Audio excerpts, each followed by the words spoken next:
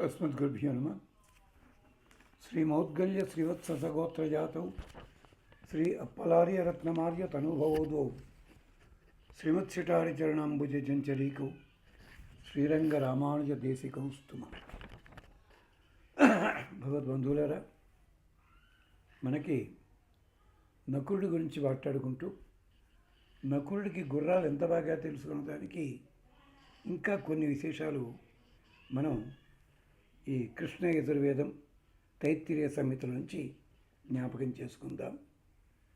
అది చెప్తుంది, రథానికి కట్టేటప్పుడు, యూపస్తంభానికి కట్టేటప్పుడు అక్కడ మంత్రాలు ఉంటాయి. గుర్రాన్ని కట్టే తాడు తెచ్చేటప్పుడు కూడా చక్కటి మంత్రాలు. అది కూడా ఇతనికి మంచి పట్టుంది. దేవస్యత్వా సవితు ప్రసవే అశ్వినో బాహుభ్యాం పూష్ణో హస్తాభ్యాం ఆదద. ఇది ఇతర సందర్భాల్లో కూడా వేరే కారణం చేత ఉపయోగిస్తుంటారు, పరికరాలకి వాటికిను. ఇది ప్రత్యేకించి దేవస్య త్వా సవితు ప్రసవే. ప్రసవం అంటే ప్రేరణ. ఆడవాడు ప్రసవించాలంటే కన్నడ అంటే ప్రేరణ, లోపల నాడీమండలం అంటే కదలాలి, నాడులన్నీ కదలాలి, శరీరంలో కండరాలు కదులుతాయి. ప్రసవం, అది ప్రసవ శబ్దం అన్నమాట. అది ప్రసహ అంటే ప్రకృష్టమైన యాగం అన్నట్టుగా. అది దేవస్య త్వా సవితు ప్రసవే. ప్రేరకుడైన సవిత సూర్యభగవానుడు ప్రేరణ చేస్తుండగా, అశ్వినో బాహుభ్యాం, అశ్విని దేవతల బాహువులు నీకు రక్షణ కలిగిస్తుండగా, పూష్ణో హస్తాభ్యాం, పోషకుడైన పరమాత్మ అతని చేతులతోటి. ఇలాంటి వాళ్ళ శక్తి ఈ బంధంలో ఉంది, తాడులో ఉంది. ఈ తాడు లోపల ఈ దేవతలంతా ఉన్నారు. నిన్ను హింసించడానికి కాదు సుమా, నిన్ను యజ్ఞానికి ఉపయోగించడానికి అని చెప్తున్నాను. అభిధాసి, అమ్మా నువ్వు బంధించబడుతున్నావు, శిక్ష కాదు సుమా. యజ్ఞం కోసం ఈ దేవతలందరినీ నీ ద్వారా రప్పిస్తావు, అందుకోసం అని చెప్పి. భువనమసి, ఈ భూమండలానికి అంతటికీ కూడా గుర్తు, ప్రతీకవు నువ్వు. ఎంత అసి, ఈ భూమండలం అంతా తిరగాలంటే, భూమండలం అంతా ఆక్రమించాలంటే నీవు మమ్మల్ని నడిపించేదానివి, నడిపించేవాడవు, అలాంటి వాడివి. ధర్త అసి, మా బరువుని, మా పరువుని, మా సంపదలు అన్నీ ధరించేదానివి. పృథివ్యాం ఎంత రాజ్యంతాసి, అంతేకాదు ఈ భూమండలంలో నియంతలైన రాజులుంటారే, అదే పద్ధతిలో ఇతర జంతువుల కంటే కూడా స్వారీ చేయడానికి వీలుగా నువ్వున్నావు. దశరథుడని ఇలాంటి వాళ్ళ పేర్లు చెప్తారు, అశ్వరథుడని వీళ్ళ పేర్లు. అంటే వాళ్ళకి ఎంత ప్రఖ్యాతో చూడండి, అలాంటివి. ఎంత యమన అసి, అంతేనా, గ్రహ నక్షత్రాదులను కూడా నియమించగలిగిన దానివి. అక్కడ జ్యోతిషంలో చెప్తారు, కొన్ని గుర్రము రకాల రూపాలు కనిపిస్తుంటాయి. అక్కడ ఆ నక్షత్రం నడక ఎలా ఉంటుంది, కర్ణుడిది వీళ్ళది వర్ణించేటప్పుడు ఆ గుర్రముల బొమ్మలు ఇవన్నీ జెండాల మీద ఉంటాయన్నమాట. అది అయితే ఎందుకు బంధిస్తావయ్యా నిన్ను అంటే, పోషాయ త్వాం భద్రామి. ముల్లోకాల్లో ఉండే సంపదలన్నీ ఇక్కడికి రావాలి, 10 మందికి ఉపయోగించాలి. దానికోసం నిన్ను సతేత్వ బద్నామి, ఇంతకు ముందున్న సంపదలన్నిటి కోసం. పృథివ్యయిత్వా బద్నామి, భూమండలాన్ని ఆకర్షించడానికి, అందుకని. అంతరిక్షాయత్వ బద్నామి, ఆకాశం కూడా, ఊర్ధ్వలోకం కూడా మా చేతిలోకి రావాలి. దివేత్వా బద్నామి, జ్యులోకము అది మా అధీనంలోకి రావాలి. సతేత్వా బద్నామి అంటే సత్సంపదలు ఎక్కడున్నాయి వాటి కోసం. అసతేత్వా బద్నామి, ఈ సత్తుకి వ్యతిరేకమైన ఏ ఉంటాయో అలాంటి వాటిని జయించడానికి బంధిస్తున్నాను. అభ్య త్వా బద్నామి, సముద్రములు మా వశం కావాలి. సముద్రం నుంచి కూడా నువ్వు పుట్టావు కదా, అందుకోసం. ఓషధీభ్య త్వా బద్నామి అంటే గుర్రం యొక్క వాసన, గుర్రపు జూలు, గుర్రపు పేడ, గుర్రపు మూత్రము, ఇవి కూడా ఆయుర్వేదంలో వాడతారు ఓషధుల కోసము. వనస్పతుల నుంచి కూడా నువ్వు పుట్టావు. విశ్వేభ్య భూతేభ్య త్వాం బధ్నామి, సకల ప్రజల కోసమని చెప్పి ఇంతమందికి ఇన్ని ఫలాలు రావాలని బంధిస్తున్నామమ్మా అంటారు. అంటే గుర్రాన్ని బంధించే విధానంలో కూడా నకులుడికి ఎంత ప్రశస్తి ఉందో ఎవ్వళ్ళకి తెలియదు, అది చెప్పుకుంటున్నాను. అలాగే తస్మాత్ అశ్వః త్రిభిః తిష్టతి, తస్మాత్ సర్వాః చతురః పదః ప్రతిదదత్. ఇంతకుముందు చెప్పుకున్నదే, ఇప్పుడు మంత్రం చెప్పలే, ఇప్పుడు చెప్తున్నాం. గాయత్రి ఛందస్సులో ఉన్న 3 రుక్కులు ఉన్నాయి. ఇది గాయత్రి స్వరూపం గుర్రము. అంటే 4 పాదాలు 3 అనుష్టుప్పులు, ఇది చెప్పడానికని. అంటే అర్థమేమిటి? 3 ఉన్నాయి అంటే అశ్వః త్రిభిః తిష్టతి. మామూలుగా చూసినట్టయితే నిలబడ్డప్పుడు 3 కాళ్ళ మీద నిలబడుతుంది, పరిగెత్తేటప్పుడు 4 కాళ్ళలో. అంతేకాదు గుర్రానికి గాడిదకి తేడా చెప్పుకున్నాం. ఏమిటి? వజ్రీవాయేష యదశ్వో దద్భిః అన్యతో దద్భ్యః భూయాల్లోమభిః ఉభయాదద్భ్యో. మిగిలిన వాటికి గుర్రానికి తేడా ఏమిటంటే ఈ గుర్రం అన్నది వజ్రాయుధము లాంటిది. చేత దాని దంతములు చాలా బలంగా ఉంటాయి. అన్యతో దభ్య, ఇతర వాటి గుర్రములకు ఇతర జంతువులకు ఉండే దంతముల కంటే కూడా బలమైన దంతములు కలిగి ఉంటుంది అది. అంతేకాదు భూయాల్ లోమభిహి, దాని వెంటి మీద వెంట్రుకలు ఉంటాయి, అంటే మెడ మీద జూలు, అవన్నీ అది లోమములు అంటారు. అలాంటి రోమములు ఇవన్నీ కూడా మిగిలిన వాటికంటే గొప్పగా. ఉభయాదభ్యో, 2 దంతములు కలిగిన కంచరగాడిద, ఎద్దు ఇలాంటివి ఉన్నాయి, వాటికి ఏమీ జూలు ఉండదు. అలాగే లోమభిహి పుచ్చభిహి, అక్కడ అది కూడా చెప్తారు. పుచ్చము కూడా చాలా అందంగా ఉంటుంది గుర్రం తోక. అలాగే అతడు అశ్విన్లో ఒకడు కదా, అందుకని గుర్రాల గురించి బాగా తెలుసును. ఎంచేతంటే అక్కడ అభిధాసి, భువనమసి, యంతాసి, ధర్తాసి, స్వాహాకృత అంత ఇందాక చెప్పుకున్నదే. అది గ్రహ నక్షత్రాలన్నిటినీ కూడా జయించగలిగిన దానివి, మాకందరికీ కూడా ఇచ్చేదానివి.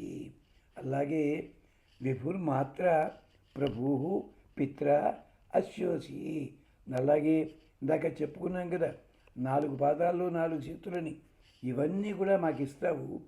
దక్షిణ పూర్వధృతి, దక్షిణ పృష్ఠ విధృతి, ఉత్తర రంతి, ఉత్తర పృషద్ రమతి. ఇది అందుకని దేవా ఆశాపాలా ఏతం దేవేభ్యో అశ్వం మేధాయ ప్రోక్షితం గోపత గోపాయత, రక్షించండి. ఇది విశేషమిది. అంటే మరుద్గణాలు కూడా గుర్రాలను చూసి ఈర్ష్యపడతాయిట. అందుకనే అశ్వనులు గుర్రములకి రక్షణగా ఉంటారు. ఓ అశ్వమా ఋతమసి, ఋతస్య ఋతమసి, మానవుల సత్యరూపానివి. యాగరహితుల పురుషులుంటారే, వాళ్ళ మానస సత్యానికి ఉత్తమ మానస సత్యానివి. యాగాలు చేయడానికి లేకపోయినప్పటికీ దాని మీద దృష్టి ఉంటే చాలు, రక్షణ కలిగిస్తావు నువ్వు. సత్యమసి, సత్యస్య సత్యవసి, వాక్కులతో ఉంటాయి మాటలు, దాంట్లోనూ ఉంటావు. అలాగే యాగాలు చెయ్యనేని వాళ్ళు నిజముగా మంచి మాటలు మాట్లాడితే దాంట్లో కూడా సత్యంగా ఉంటావు. ఋతస్య పంథా అసి, యజ్ఞాల కోసం మార్గము. ఇంచేత అశ్వక్రాంతి రథక్రాంతి పదే పదే వసుంధర. ముందు గుర్రము చేత తొక్కిస్తారు, రథము చేత తొక్కిస్తారు, ఆ ప్రాంతంలో యాగము చెయ్యాలి, నియమాలు ఉన్నాయి. దేవానాం ఛాయా అమృతస్య నామ తత్సత్యం యత్వం ప్రజాపతిరసి. దేవతలకి నీడ లాంటి దానివి, అమృతానికి రూపం లాంటి దానివి. నువ్వు సాక్షాత్తుగా ప్రజాపతివి. ఎందుకో తెలుసా? యజ్ఞం వల్లే ప్రజాపతి దొరుకుతున్నాడు. అంటే యజ్ఞమే ప్రజాపతి రూపము. నువ్వు అలాంటి దానివి. యస్మిన్ వాజినీవ శుభ స్పర్ధంతే దివ సూర్యేణ విచ.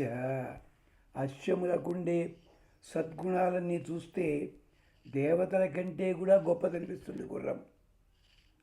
అందుకని మరుత్తులు కూడా చాలా గొప్పగా ఈర్ష్యపడతారట. అందుకని మరుత్తులు వచ్చి గుర్రముతో నిలుస్తారట. అంచేతనే ఒక మంత్రంలో చెప్తారు, ఏమయ్యా దేవతలారా, మేము గుర్రాన్ని పూజిస్తున్నామని మీరు కోప్పడకండి, మిమ్మల్ని రప్పించడానికే మేము పూజ చేస్తున్నామయ్యా, ఇది గమనించండి. అలాగే లక్ష్మీ అష్టోత్తరంలో కూడా అస్య పూర్వ రథమధ్య హస్తినాథ ప్రబోధిని అన్న చోట కూడా గుర్రాన్ని లాంఛనంగా మాత్రం భావించకండి దయచేసి. ఇక్కడ నకులుడి సంభాషణలు, నకులుడి యుద్ధాల కంటే కూడా నకులుడు గుర్రాలను ఎంత జాగ్రత్తగా చూచాడో, ఎంత విశేషం చెప్పాడో అది చెప్పడం కోసం ఈ మంత్రాలన్నీ అవసరమవుతున్నాయి. మిగిలినట్టు నకుడు పాత్రకి ప్రత్యేకించిన డైలాగులు ఏం కనిపించవు అక్కడ. కానీ తను గుర్రముల కాపలా అంటే ఒట్టి కాపల కాదు, ఎంతటి విజ్ఞానం అంటే లోపల దాచుకున్నాడు క్యాప్స్యూల్ ఫామ్లోను. గుర్రాలను లాంఛనంగా కాదు, ఐశ్వర్యానికి సంకేతము, శత్రు నిరసనకి కూడా సంకేతము. అలాగే భారతంలో ఆది పర్వంలో, చైత్రరథ పర్వంలో మరింత వివరణ ఇచ్చారు ఈ గుర్రాల గురించి.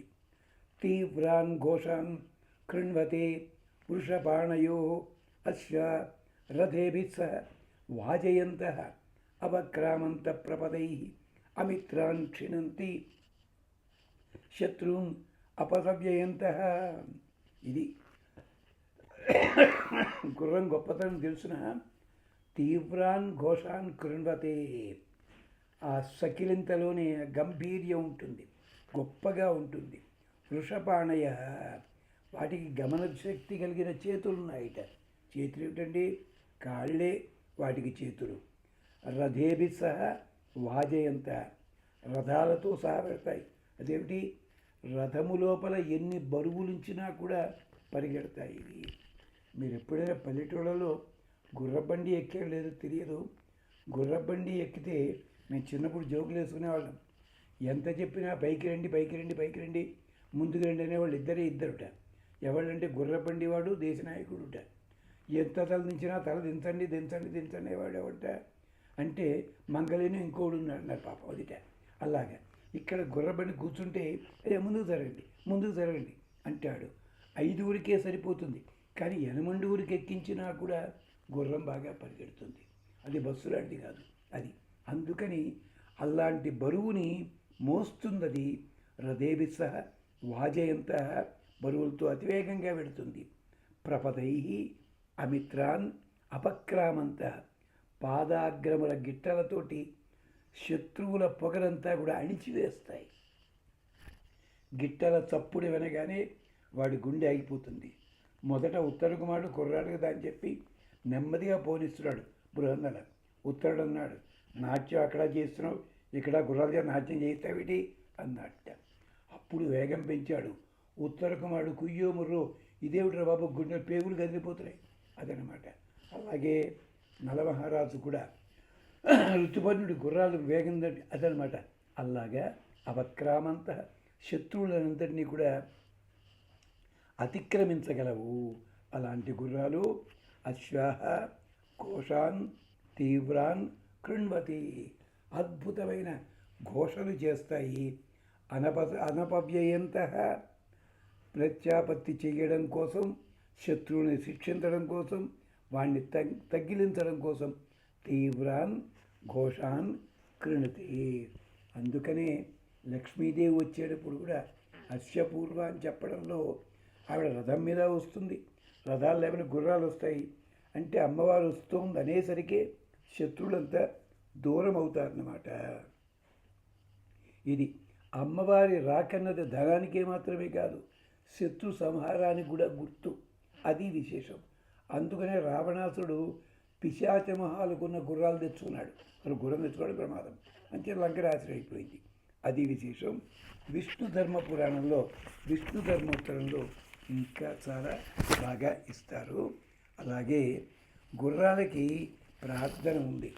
ఇది ప్రత్యక్షంగానూ ఉంది, పరోక్షంగానూ ఉంటుంది. ఇది అధర్వణ వేదంలోటి.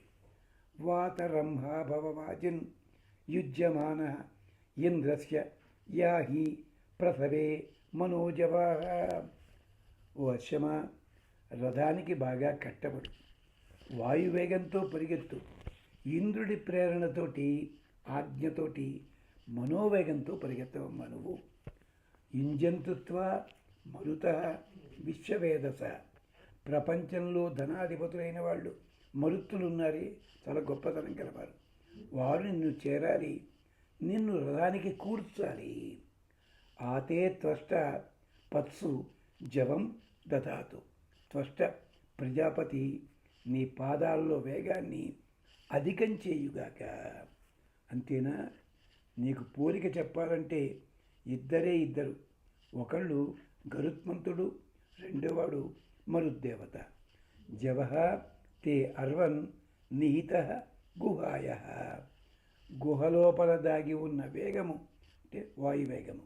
గుహలోపల ఉండే గరుత్మంతుడు ఉంటాడు, అలాంటి వేగము నీ యందున్నది. శేనే వాతే ఉతయ ఆచరత్ పరీత. డేగలోపల కానీ వాయువు లోపల కానీ ఏ తత్వం ఉందో, ఏ వేగం ఉందో, జీవుల రక్షణార్థం అలాంటి వేగం నీకుంది. తేనత్వం వాజిన్ బలవాన్ బలేన ఆజిం జయ. అలాంటి గుర్రములారా మీరు, బలముతోటి బలశాలురు కదా మీరు. అంచేత మంచి సంగ్రామాలని అతిశయించి జయించండి. బలేన ఆజిం జయ నమనే పారేచ్ఛ. ఎదిరించిన వాళ్ళందరినీ కూడా తగ్గించి పారేయండి, తల దించుకునేలా చెయ్యండి. అంటే అమ్మ అనుగ్రహం ఉంటే ఇవన్నీ మనం చేయకల్లా గుర్రములే చేస్తాయి. అందుకని అమ్మ అనుగ్రహం పొందగానే హనుమంతుడు చూడండి ఎన్ని ఘనకార్యాలు చేశాడండి. అలాగే ఇంకా ఈ గుర్రములకు సంబంధించి మరిన్ని విశేషాలు నకులుడి ద్వారా మనకు అందించినవి మళ్ళీ చెప్పుకుందాం. అంతవరకు స్వస్తి.